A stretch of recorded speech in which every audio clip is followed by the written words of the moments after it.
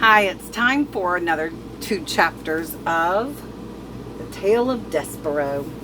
Chapter 30 is called To the Dungeon.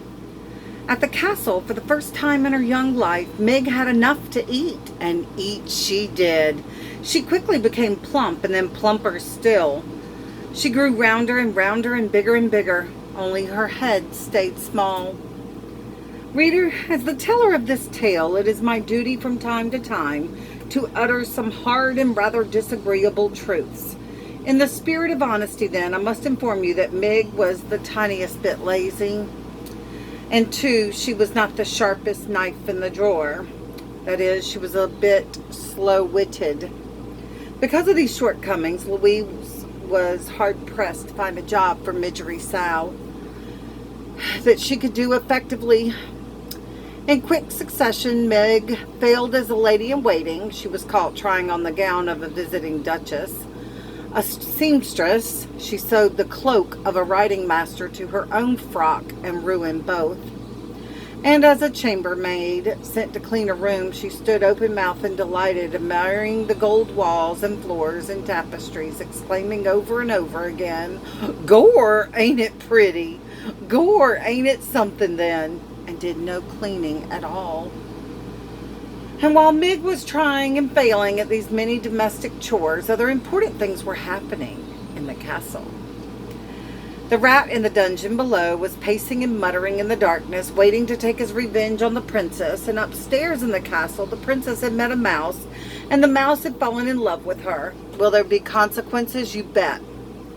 Just as Meg's inability to perform any job well had its consequences, for finally, as a last resort, Louise sent Meg to the kitchen, where Cook had a reputation for dealing effectively with difficult help. In Cook's kitchen, Meg dropped eggshells in the pound cake batter.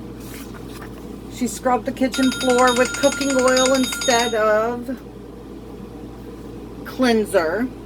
She sneezed directly on the king's pork chop moments before it was to be served to him. "Of all the good-for-nothings I have encountered," shouted Cook, "surely you are the worst, the most cauliflower-eared and good-for-nothingest. There's only one place left for you, the dungeon." "Eh?" said Meg, cupping a hand around her ear. "You are being sent to the dungeon. You are to take the jailer his noonday meal.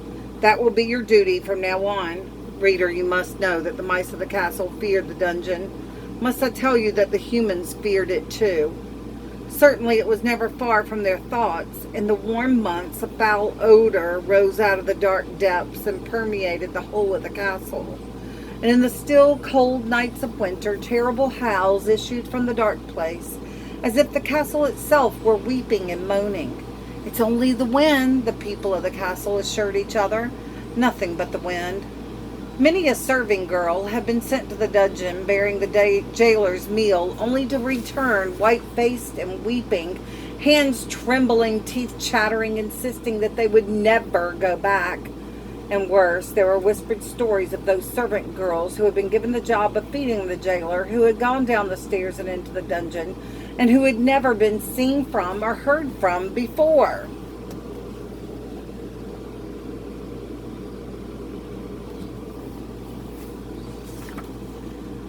Do you believe this will be Meg's fate? Gore, I hope not. What kind of story would this be without Meg? "Listen, you cauliflower-eared girl," shouted Cook. "This is what you do. You take the tray of food down to the dungeon, and you wait for the old man to eat the food, and then you bring the tray back up. Do you think you can manage that?" "I reckon so," said Meg. "I take the old man the tray, and he eats what's on it, and then I bring the tray back up. Empty it would be, then. I bring the empty tray back up from the deep downs." "That's right," said Cook. "Seems simple, don't it? But I'm sure you'll find a way to bungle it." "Eh?" said Meg. "Nothing," said Cook. "Good luck to you. You'll be needing it." She watched as Meg descended the dungeon stairs.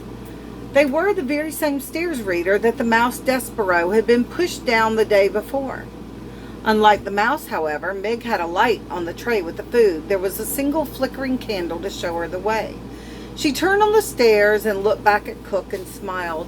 "That cauliflower-eared, good-for-nothing, silly girl," said Cook, shaking her head. "What's to become of someone who goes into the dungeon smiling?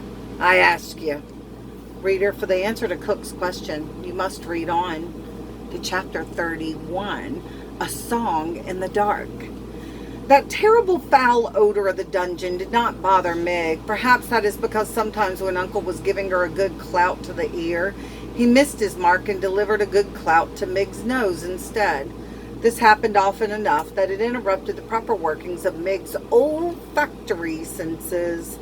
And so it was that the overwhelming stench of despair and hopelessness and evil was not at all discernible to her. And she went happily down the twisting, turning stairs. "Gore," she shouted. "It's dark, ain't it?" "Yes, it is, Meg," she answered herself. "But if I were a princess, I would be so glittery, light-like, that there wouldn't be a place in the world that was dark to me." At this point, Midgery Sow broke into a little song that went something like this. "I ain't the Princess P, but someday I will be the P-ha-he. Someday I will be." Meg, as you can imagine, wasn't much of a singer, more of a bellower, really. But in her little song there was, to the rightly tuned ear, a certain kind of music. And as Meg went singing down the stairs of the dungeon, there appeared from the shadows a rat, wrapped in the cloak of red and wearing a spoon on his head. "Yes, yes," whispered the rat, "a lovely song, just the song I have been waiting to hear." And Roscuro quietly fell in step behind the Midgery Sow. At the bottom of the stairs, Midge shouted out into the darkness, "Bar, it's me, Midgery Sow. Most calls me Meg. Delivering your food. Come and get it, Mr. Deep Downs."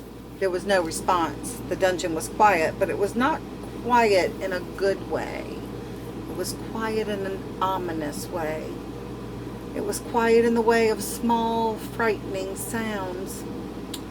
There was the snail-like slither of water oozing down the walls, and from around a darkened corner there came a low moan of someone in pain. And then there, too, there was the noise of the rats going about their business, their sharp nails hitting the stones of the dungeon and their long tails dragging behind them through the muck. Reader, if you were standing in the dungeon, you would certainly hear all these disturbing and ominous noises. If I were standing in the dungeon, I would hear these sounds. If we were standing together in the dungeon, we would hear these sounds and we would be frightened. But what did Midgery Sow hear? That's right, absolutely nothing. And so she was not afraid at all.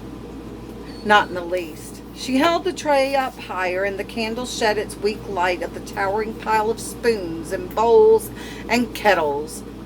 "Gore," said Meg. "Look at them things. I ain't never imagined there could be so many spoons in the whole wide world.